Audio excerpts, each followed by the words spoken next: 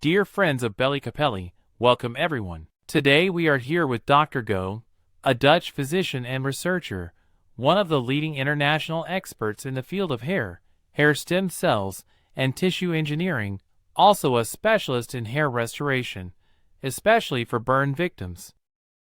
We know that his most famous invention is the transplantation of partial longitudinal follicular units, PLFUT. In short, it is hair stem cell transplantation, HST, a refined technique for hair transplantation result of decades of scientific research on hair stem cells. The doctor has published numerous articles with Professor Martino Newman of the University of Rotterdam in the most prestigious international medical journals. Dr. GHO, as an expert in his field, is connected to the American Board of Restoration Surgery, the European Butters Association, the International Society of Burns Injuries, and the European Tissue Repair Society. With his revolutionary technique, he laid the foundation for the Hair Science Institute, a branch of research and development that can be found all over the world. He works in clinics in Amsterdam, Maastricht, London, and other international cities. In Italy, Hair Science Institute is present in Milan, then in Lausanne, Switzerland, then in Cap d'Antibes and Paris, France. He is engaged in constant research on stem cells, and Marco Piolani, who you see at his side, is his partner in 3 countries, which are Italy, France, and Switzerland. Good afternoon, Dr. GHO. Thank you for being here with us today. Yeah, thank you for the invitation to explain something about our new procedure of hair stem cell transplantation, and also what's far more important for you, I think, the future of hair restoration. Yeah, that's a very important question. So I would like to start with our short interview with you with the first question, which is, can you explain why the HST technique, so the transplant of the not of hair but of hair stem cell, is different from FUT and FUE technique? Yeah, so what you're asking is what is the difference of our technique, hair stem cell transplantation, compared to the FUT, the strip surgery, as well as the FUE, is follicle unit excision. So to learn about the differences, you have to know what we're doing. What is hair transplantation?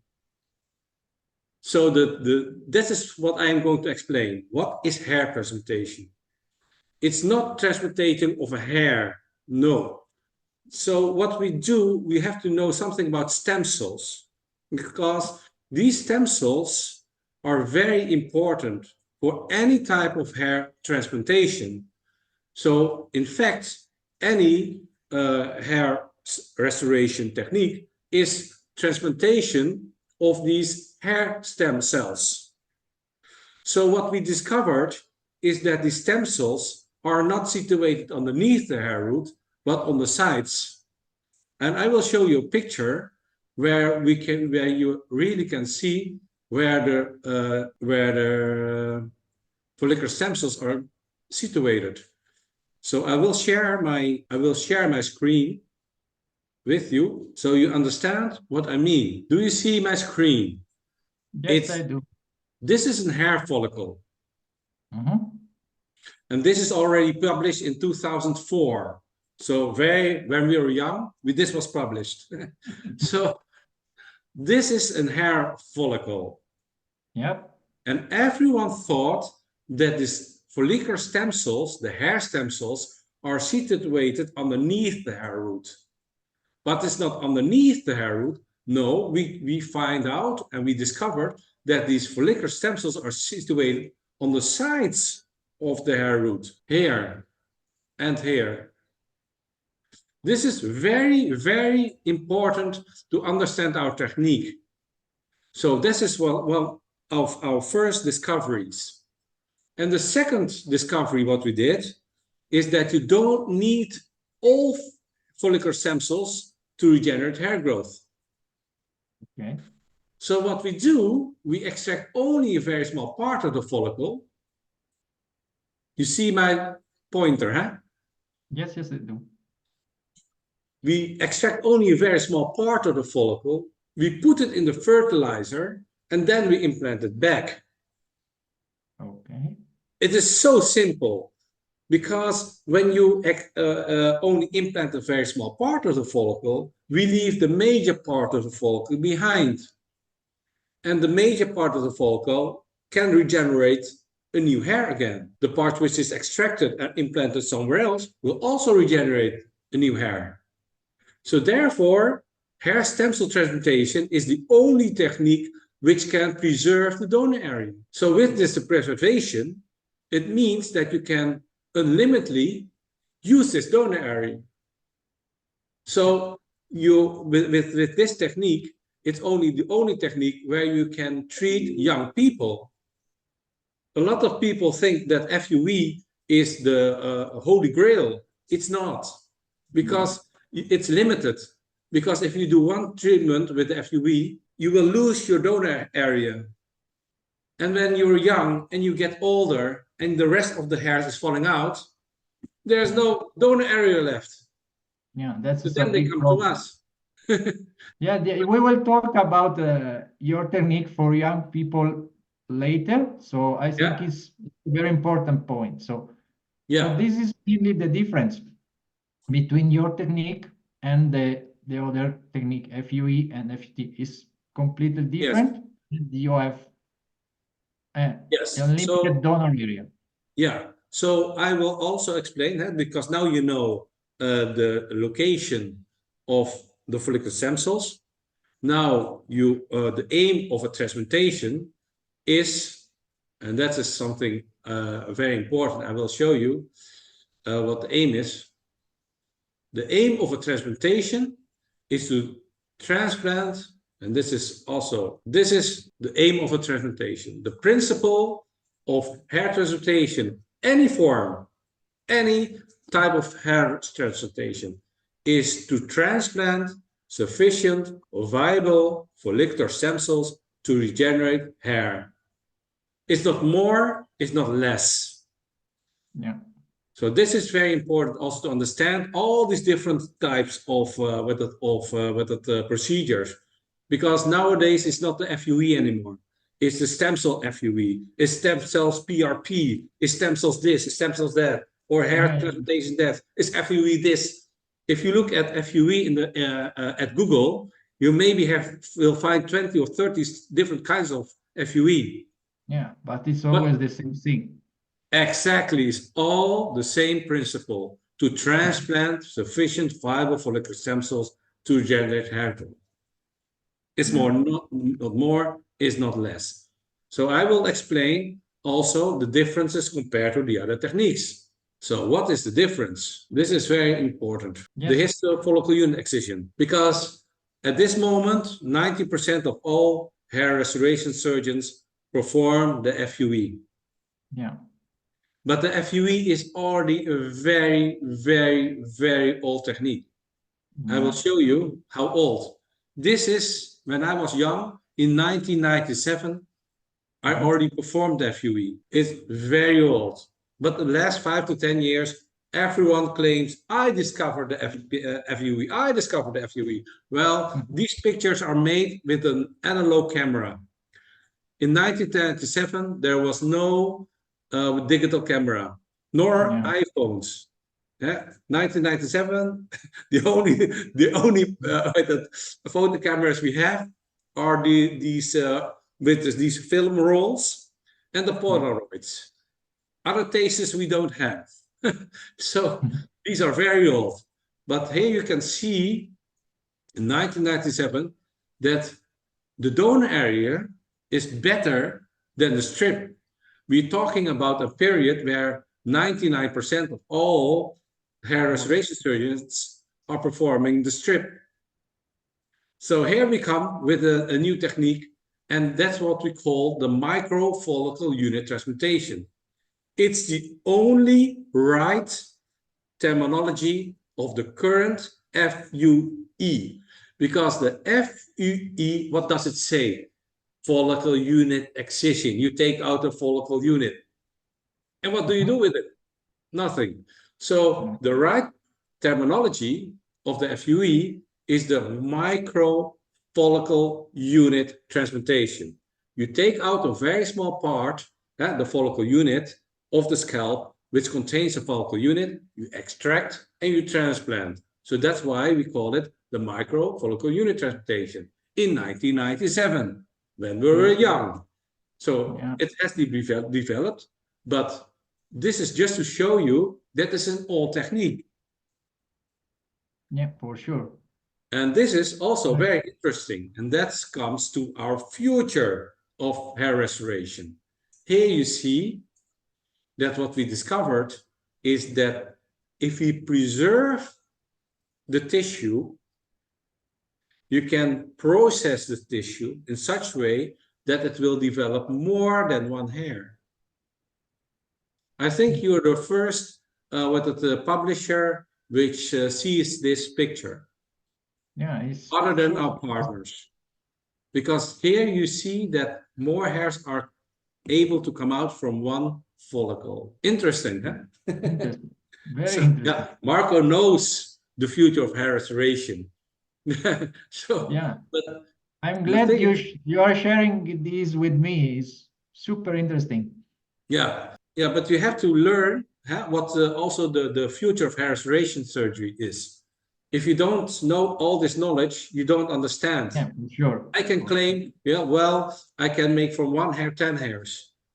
And then you say, yeah, well, everyone can say that. But if you know the history of hair restoration, so you see that it's a logical step. So this is what I'm going to tell you. When you have this is 1998. This is the only pictures you will ever see in the world where indeed a strip surgery is compared with the FUE or the microfollicle unit transplantation. And in this period, we have to prove that the microfollicle unit transplantation has a better clinical relevance than the strip surgery. Can you imagine, huh? But now it's almost 25 years ago. So I've done this as well. This is my strip. And I had to compare it with the follicle unit excision, at that time called microfollicle unit transplantation. So here you see, and this is the FUE done with a 0.8 millimeter needle. It's a real follicle unit excision. And this is the donor area. You see all these little holes, but still, it's better than the strip. So after 5-6 treatments like this, I said, I'm not going to do the strip anymore. it's not ethical anymore to pursue all the strip surgery. So I continued to develop the FUE, and then called microfollicle unit transplantation. You see here the difference. This is what you want to know. The difference between our technique, the HST, compared to the FUE. So, but you have to go back a little bit in the history. So what we did is, what is the minimal quantity? What is the minimal quantity of tissue needed to regenerate hair growth? Is it the whole follicle, or is it only a part of the follicle? So what we've done is we extract only a very small part of the follicle. We implant, and yes, hooray, there are hairs growing. So here we prove that not the whole follicle is necessary to regenerate hair growth. And now we come to our technique. What do we do? So what we do is with very small needles of 0.5 to 0.6 millimeter. This is called a follicle unit. Hairs growing in groups together in 2 or 3, 4 hairs. This is called the follicle unit. We extract only a very small part of the follicle, the inner part of the follicle unit. You see here, this is the inner part of the follicle unit. The outer part of the follicle unit is left behind. This is also published, but well, most of the hair restoration surgeons, they only read one journal, and that's their own journal. They don't come far with any scientific research. like this, or like stem cell with the regeneration, or stem cell technology at all. They only focus on how do I make my hairline? How do we extract as much grafts as possible? How do we preserve the grafts? Those things. But for me, it's not interesting. For me, it's this, how do we preserve these follicular stem cells in such way that it can regenerate not one hair, but more hairs. And that's the future of hair restoration. Now we have already duplicate the hair follicle. We make from one follicle two follicles, isn't it? Like a plant. We extract a little part of the plant, we put it in the fertilizer, and then we implant it back. Then you have two plants. Now, I cannot explain it more simple. So, it's very clear. So this is what we do. We extract only a very small part of the follicle. But the scientific name is called partial longitudinal follicle unit transplantation. Nobody can remember that. Yeah, Even my dear partner, Marco cannot remember that. So that's why we call it hair stem cell transplantation. Because we extract only a very small part of the follicle, which contains the follicular stem cells. Then we put it in the fertilizer, implant it back, and that will regenerate hair growth. So these are the grafts which we extract. You see, it's far more smaller than the grafts which extracted by FUE of the strip. So this is the difference. With FUE, you extract the whole follicle, and therefore you see no regrowth. With our technique, we only extract the inner part of the follicle unit. The outer part is left behind.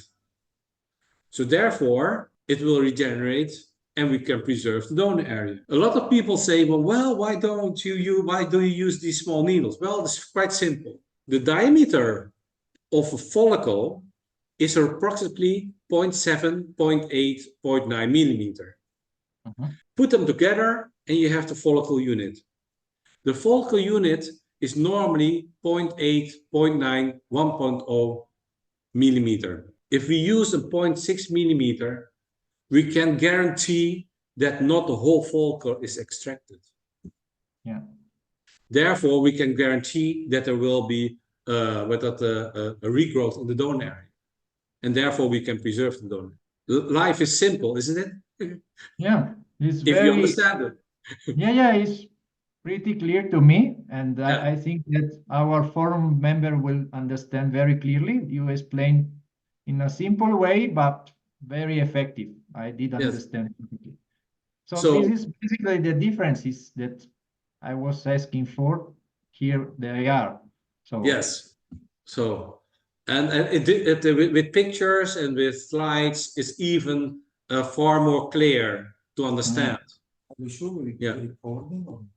We're still recording, isn't it? So this is the difference between hair restoration techniques: the strip, the FUE, and the PLFUT.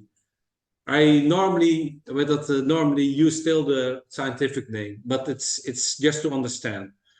So with the strip, you cut out the strip, and there you have the scar.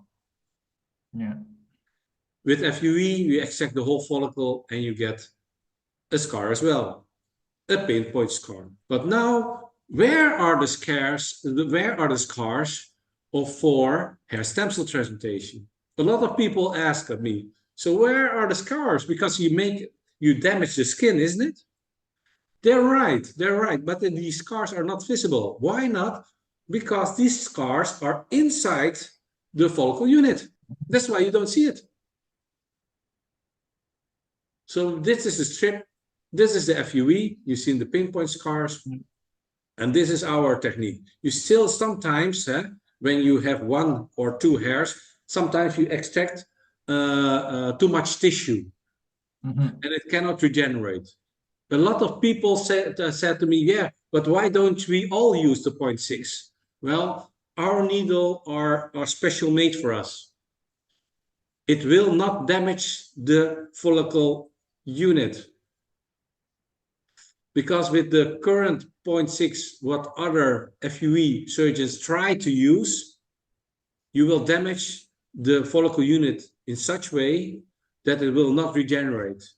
That's why I sometimes got the complaint, yes, I tried your technique, but it doesn't work. Yeah, well, you need special It was a materials. mistake. Yeah, you need special equipment, materials, instruments. So it's not that easy. And that comes also why why it is so expensive compared to the other techniques. Our technique, yeah, we use special developed materials, instruments, but also it is more refined. Yeah. So this is traditional. This is the strip. You see the strip surgery. This is the FUE, the traditional FUE. And this is our technique. You see, directly after a PFL FUT, within a few hours, directly after the procedure, the donor area is already healed. The needles we're using are smaller than the needles used for extracting blood. Therefore, it doesn't leave any scars. Therefore, on the back, in the back, the donor area, it's healed so very, very fast. So nobody will notice within a few days. So it's directly 1 week, 1 month, 3 months, you don't see anything. And this is before harvesting, directly after harvesting, and this 9 months, you don't see anything. Nothing. And Wow. that's the difference compared to the other techniques. Wow, super interesting. Thank you for sharing this with me. It's amazing. Any questions left? Here Uh, you see I another think example. I think everything is pretty clear, and I would like to know. So that's look amazing, and this is my second question for you: is this scientifically proven? What does the scientific community think about this technique? They recognize this? Yes. So the question is, is it scientifically proven? Yes, it is scientifically proven. Yes. It's even published in several. This in Burns, for example. It's all the publications. I think Marco already sent it to you, isn't it? All the scientific publications. If not, I can send it to you. We have now already performed 17,500 treatments with this technique, and it's now more than 2005 as a regular treatment. It's more 23 years already with it proven to be one of the is state of the art, of course. FUE is not the state of the art, forget it. No. So this is state of the art. And one of the questions is also, can you use the same donor area over again? So this is an example when we have before PLFUT, and this after 6 times using the same donor area, and harvest almost 4,000 grafts in the same donor area. And there you see. I have a question, which was my third question. It seems that the limitation of the HST technique is in the maximum number of grafts that you can extract per treatment. Yes. Is that so? Yes. So, how many grafts can be extracted per session at most, and how many on average? And why? It really depends on the donor area. Fine hair is more difficult to extract than coarse and with the black hair. But also with the Chinese and Asians have a lower density. The number of hairs per square centimeter is lower than Caucasians. So in theory, you can extract more grafts in Caucasians than in Asians. That's one of the limitations. But the record is now of 3,500. 3,500 grafts. So it is not really a limitation, it's a limitation of the donor. Okay, so the operation can be repeated countless times, right? And the record is 15 times.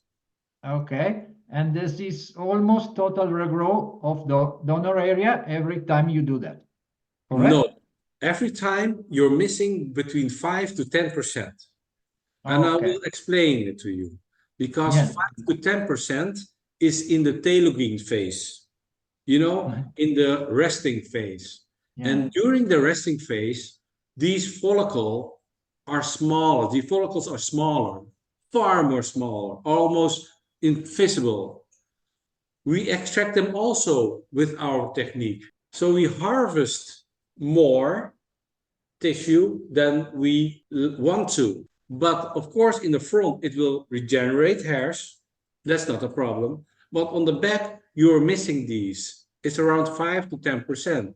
So if you have 5 times with this procedure done, you can imagine that there is still that there are little holes here, like here. You see little holes after 6 procedures. You see little gaps here. You see. Yeah, I can see that.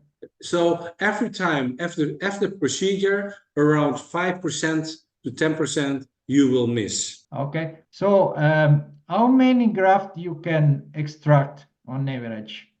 On average, it's between 1,800 to 2,000.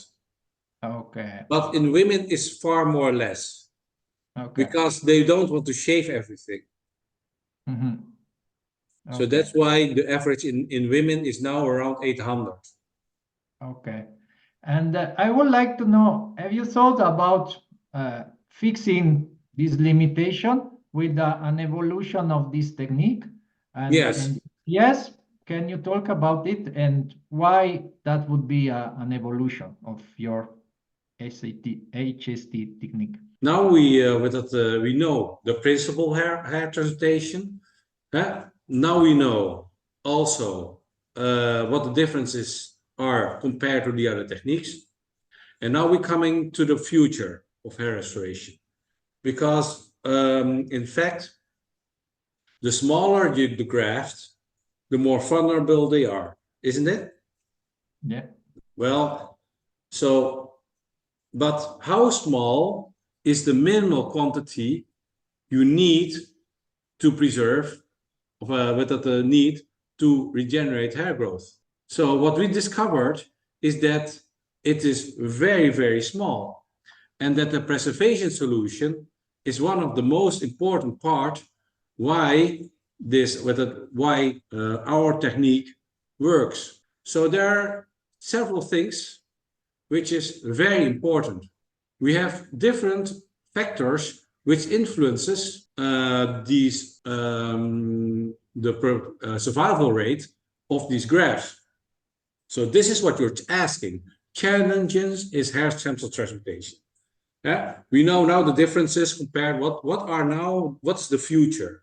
So what we do now is to analyze what are the bottlenecks. Why do we need a 0.5 millimeter needle? Why do we need a 0.6 millimeter? Well, how can we improve? That's my job. That's what we do. We do here research and development, and especially now we do development and how to perfectionize this technique. How can we improve? Now, well, there you have to know then the extraction of the graft, the graft itself, the preparation of the recipient. These are the factors which influences the survival rate of the graft. When you look at this, the extraction of the graft, when it's bleeding, it's more difficult to extract. When you manipulate the graft like this, you can imagine that the graft will not survive. Are you sharing the screen? Because I'm not seeing that. Oh, I start again. Your question is, what are the challenges in hair stem cell transplantation? What is the future? How can we improve? And this is what we do. We improve, not develop only, but we improve also the current technique, but also do a lot of research how we can preserve these follicular stem cells better. So you have to know that there are different factors playing a role in the preservation of this graft. The extraction of the graft itself, then the preparation of the recipient area, implantation. These factors are very important why a graft will survive, why a graft will continue to produce a hair. So, When you have the extraction, you have the bleeding tendency, the manipulation of the graft, the use of the donor area, and the healing area.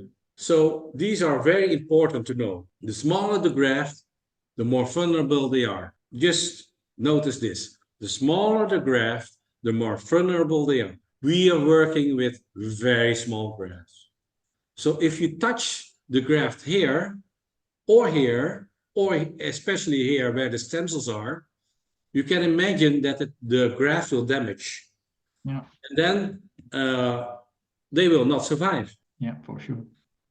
It looks so simple. It is when I'm telling it, it's so simple. If I explain to medical doctors like I do now, they understand. And then afterwards, they say, well, why do we do this? Not always. Well, you need the materials, you need the instruments, you need also the knowledge. The most important part is the preservation solution to preserve this the follicular stem cells. Because when you extract these grafts, there's a deprivation of nutrition. They don't have any blood supply anymore. They don't have any nutrition anymore. They don't have oxygen anymore. They don't have blood supply anymore. There's no neural stimulation anymore. When you don't care about this, the graft will not survive. Yeah. And this is the most important thing, what happens now. When you look at the FUE, the dehydration of the graft, you take it out and then you put it in a whole one big pile of grafts. I think within 1 or 2 minutes, already 10 to 20% of the tissue will go in apoptosis, will already die. It's not viable anymore because of dehydration. So this is the relation between the graft survival rate and preservation solution. So if you use saline solution, saline solution is the worst preservation solution you can ever have. Its pH is very acid, pH of 2 is more acid than your own stomach, and still people think that the graft will survive in that. No, well, I don't. But most of the time they don't use saline solution anymore. The good surgeons will not use saline solution anymore. We used to use the platelet-rich plasma 20 years ago. Yeah. When we were young. Now they claim that this is a new thing. Yeah. And now they say, hey, it's new. It's new. PRP. I can show you some studies from year 2000, 2001 with PRP, because it is okay, it's good, because these are the growth factors, which is in the platelet-rich plasma. These are the nutritions with the platelet-rich plasma. But you need also other factors. So that's why we develop our own preservation solution in such way that is far more better than platelet-rich plasma. Okay, so if someone asks me what does the preservation solution contain, everything, God forbid. Okay. So this is specially made for us, and this is also patented. The preservation solution is patented. So this is the survival rate of the stem cell transplantation. It's with our preservation solution. It's 100%. You see, but even with this small part, you can even have a 25% survival rate. So my question was, do you need the whole follicle then? Do you need the tissue? Can we not stimulate the graft in such a way that it will continue to develop not 1, 2, or 3, but maybe 4 and 5?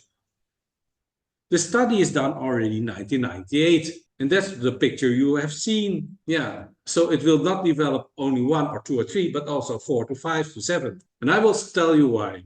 The preparation of recipient area bleeding tendency, damage of the skin, inflammation. These are the risk factors. And implantation, the bleeding tendency, the manipulation of the graft, normal density and healing area. And of course, dehydration. So the thing is, what I see is that when it bleeds too much, it will influence the survival rate of the graft. It's the so-called popping, right?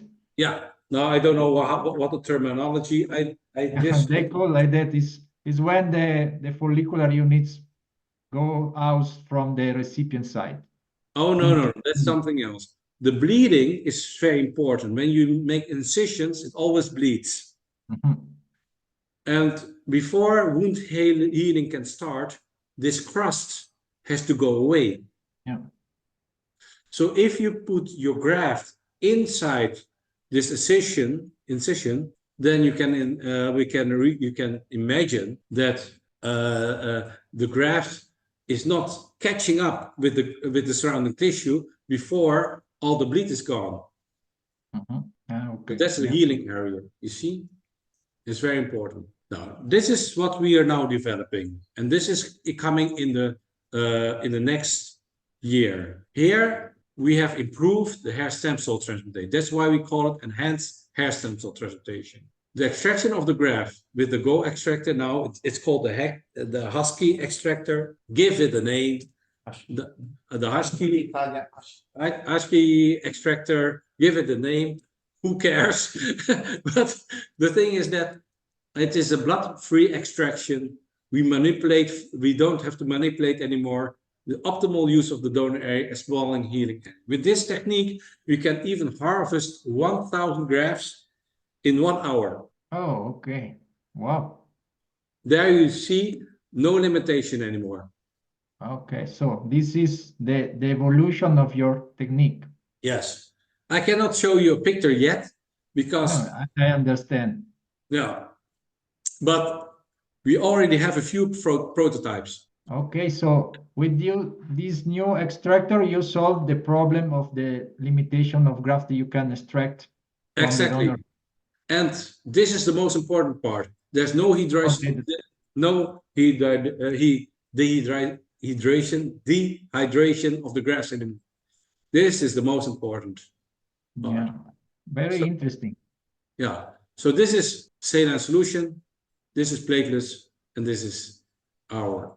But now, when we can preserve, now this is how you can understand the revolution of hair restoration. You see, if we can preserve more tissue, therefore, with the enhanced hair stem transplantation, this is perfect already with hair stem transplantation. But you don't need you need less tissue to regenerate hair growth. So even these little grafts will survive for 100%. 100%. Okay, clear. Clear? Yes. Now you go to the next step. Yeah. We're going for the washing machine. Okay. Now we know the survival rate of the grafts. Yeah. But now we have developed another technique as well. It's hair stem injection. It's different than a choice transplant. It is different than any type of device which. No, yeah. Because we don't manipulate the graft anymore. Okay. Yeah. I cannot tell you how we do it, but there's minimal to no damage of the recipient area. There's higher density feasible, no inflammation, and minimal healing area. Within a few hours, these grafts are already attached to the skin. A few hours. So basically, with this new injection, you don't need to load something with the graft, correct? So it's that's not confidential. That's confidential. So what we do, we just inject these grafts. Okay. So compared to the current hair stem cell transplantation, we have the enhanced hair stem transplantation. So extraction of follicle unit with the 24 gauge needle, shaving of the donor area, anesthesia of the donor area, extraction of the grafts. We don't have to prepare the recipient area anymore, and we just inject this. Okay. Make the technique simple and stupid. The KISS method. Yeah. Keep it simple and stupid. The extraction is simpler. The injection is simpler. So it costs less time. Yeah, less time. And I do understand everything. And well, I can see the advantages which obviously are all of these. Yes. So So you a can- high viability of the extracted graft, high number of grafts, increased efficiency of the extraction, decreased duration of the extraction, injection of the graft, decreased duration of the implantation, shaving not necessary anymore. This is very important, Yeah, especially for women. yeah. I was thinking on that. Yeah. Higher implantation density, That's important less too. trauma in the recipient area, less side effect, and shorter recovery time. Yeah, And because of this, I think the number of treatments will increase dramatically, not by the number of men, but by the number of women. yeah, for sure. That's When you look at the current, with the balance is 80% are men and 20% are women. Tomorrow, and in the future, it will be 50% are men and 50% are women. Yeah. Yeah, So the implementation of enhanced hair concentration. So here you see implantable 100% when these are so small. So, and this is the future. It's hair multiplication. I don't know if this, I have to ask Marco, what do you think? Shall we disclose it a little bit? Start to disclose, yes, because it's a major breakthrough. Yeah, within 1 year to 2 years, this technique will be available. We are okay. now with it finalizing the equipment and everything, and so we do. What So you this- can tell me, which I will appreciate, but I understand that you can't tell me everything. It just yeah. maybe a quick and short Yeah. overview of. So the increased viable graft tissue means increased development of follicles. Yeah, That seems quite logical, but you have to understand what I've said before you can understand this, because nobody knows how many follicular stem cells you need to regenerate one follicle. In theory, you need only one follicular stem cell to regenerate one follicle. In practice, you need a little group follicular stem cells. So that's why you have to process this graft before it can produce more hairs. So here we developed a new preservation medium, a preservation solution. So this is the old one, saline solution, PRP, with our preservation solution. And now we developed a new one. And that's what we call processing the graft. So increased development of follicles after processing. You see these. And therefore, you have to process the graft for hair multiplication. And this is still confidential. okay. But in a couple of years, right? Yes, but we have proven it already that it works. Here you see more hairs coming out. Here you see more hairs coming out than expected.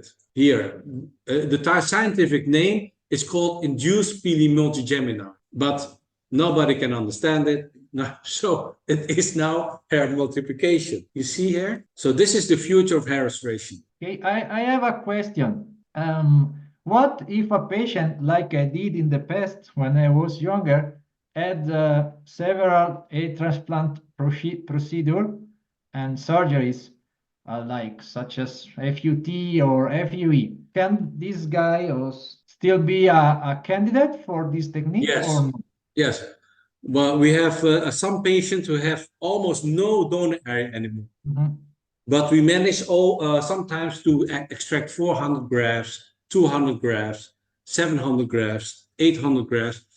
But you have grafts, and we preserve the donor area. So it is what we call a mere year plan, a more year plan. So you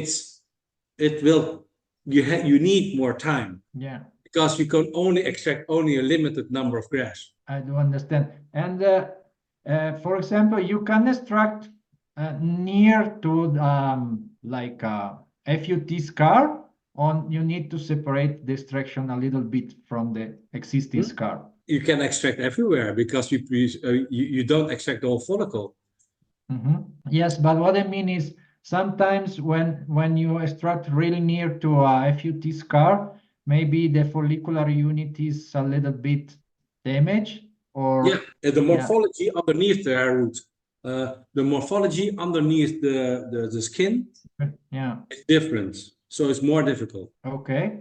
Yeah. And this happens also with the FUE scars, or Yeah. the same story, right? Yeah. Okay. I would like to ask, we know that the HST technique is a little bit more expensive. Now that I've seen all the presentation, I do understand why. But if you can explain again why is a little bit more expensive than the normal techniques.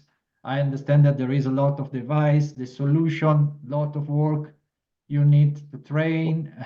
So It's far more difficult. It's far more difficult to learn. From the 5 to 10 FUE technicians we sometimes hire, only 3 to 4 can manage to extract with our technique. Yeah, I can understand that. Yeah, So that's it's not not only the materials, it's not only the equipment or the instruments, but it's also the skills of the technician and the skills of the medical doctor, yeah, for which sure. is very important. I would like to ask also, we know that for young people, very young guys, sometimes FUE is not recommended, FUT even less recommended. But what about HST? Can you use it in very young people? Yeah, the youngest person I had is 8 years old. 8. Yeah, but that's for a burn victim. Yeah. So my background is different. I developed this technique for burn victims, which has limited donor area compared to the recipient area. So if you ask what is the minimal age for someone with androgenetic alopecia, it used to be 25, and especially for FUE, I won't recommend FUE before the age of 30. 30, yeah, but nowadays it's done when they are 20, 22, and they get the problem. Yeah. HST, hair stem cell transplantation, is the only technique which is suitable for young people, because when someone gets bald when they are 20, 22, 25, you can imagine that the baldness will continue. Exactly. And when you're 35 and 40, you're almost totally bald, you don't have any donor area anymore. Then you have a problem. Yeah, for sure. And you can use HST also in patients who suffer from, like DUPA, like miniaturization of the donor area, or no? Miniaturization. Oh, the natural miniaturization of the donor area. Yes, that's something what we always we have to discuss. What is what is feasible, what is not feasible. The donor area for us is the most important area where we can harvest the stem cells. But sometimes it's what we call he has or she has a weak donor area. Yeah. A weak donor area doesn't mean that it's not feasible. A weak donor area, depending on the cause, you can also use some supplements and some minoxidil lotions to make this weak donor area better. Okay. This is not scientifically proven. This is not science, but we can improve the donor area. Yeah, and do you recommend to your patient to use finasteride to keep the donor stronger, or is not your recommendation? No, but the finasteride has no effect on the donor area because finasteride inhibits the 5-alpha reductase as an enzyme, and the enzyme is almost not present there in the donor area. Yeah, usually no. So I would like to ask for Norwood cases like Norwood 6 or 7 that you can treat with other techniques. Do they have a chance with the HST? Yes, we have a lot of people with Norwood 6, 7. Let me see if I can show you some examples of Norwood 6, 7s. So the question is, can we treat these patients of Norwood 6 and Norwood 7? Yes, we can. But there's a but. it really depends on the donor area. If the donor area is still good, then we can perform maybe 4, 5, 6 treatments. If it is weak already, well, then you have a problem. Because also the aim of a transplantation is to make it as natural as possible in such way that nobody will notice or can recognize that you have been transplanted. It's nothing about the density. It's nothing about the hairline. It's everything about the hairline, of course. But you know, what we always say, we cannot mimic Mother Nature. But what we can do, we can increase the density. We can increase the density in such a way that we can make the hairline natural again. And then, so here you see what you can do. Well, it's a pretty nice coverage with only 2,300 grafts. Yes. So it's nothing about the, you see, it's nothing about how dense it is. You get the coverage, but of course he wants to have more. So, but what we always show to our clients are realistic results. We have also very, very good results where from one patient, 1,500 grafts, a full head of hair, but that's not realistic. It's only 10% of our clientele. So what we do with the consultation, we have a lot of comments on these presentations. Yes, but why don't you show you the best patients? No, well, let others do those. We only want to have realistic results. Prevention is better than cure. Yeah. If you only show the best possible results you have, there will be 90% of the patients are not satisfied because they're expecting a full head of hair. Yeah, you need to manage expectations of the Exactly, exactly. And that's what we're doing. They sometimes come to me for consultation. They say, yeah, but the other guys, they have a full head of hair. I said, well, we have those examples as well, but that's not realistic. It's only 5%, 10% of our clientele. It's better that you expect we can increase the density. We have the best possible natural results. Nobody will notice that you have been transplanted in the front and not in the back. So if that guy or woman has a better result than expected, they are happy. We are happy, and we don't have any complaints. Exactly. Yeah, it's a win-win. That's the only reason. I would like to ask you, you don't use body hair, right? Why? Body hair. Body hair have really different characteristics. Yeah.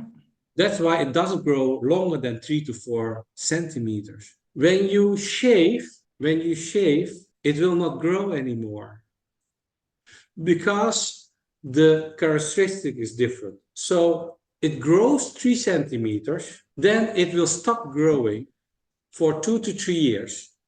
Then it falls out, and then it will grow again. So if we implant body hair and it falls out, you have to wait 2 to 3 years before it will produce a new hair.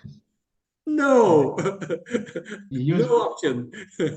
It's useless. So, and another question: how many treatments have been carried out since the beginning? I think now around 18,500, 19,000 treatments all over the world. Yeah, because one of the main complaints that I read somewhere is that this is kind of a lack of published cases. You know, there are not so many cases that are not published. Why should our clients do? Because even in some cases, even the wife doesn't know that they have been transplanted. Who wants to go in public? We are sometimes asked, oh well, yeah, if you give me a lot of money, or you give me a treatment for free, I will.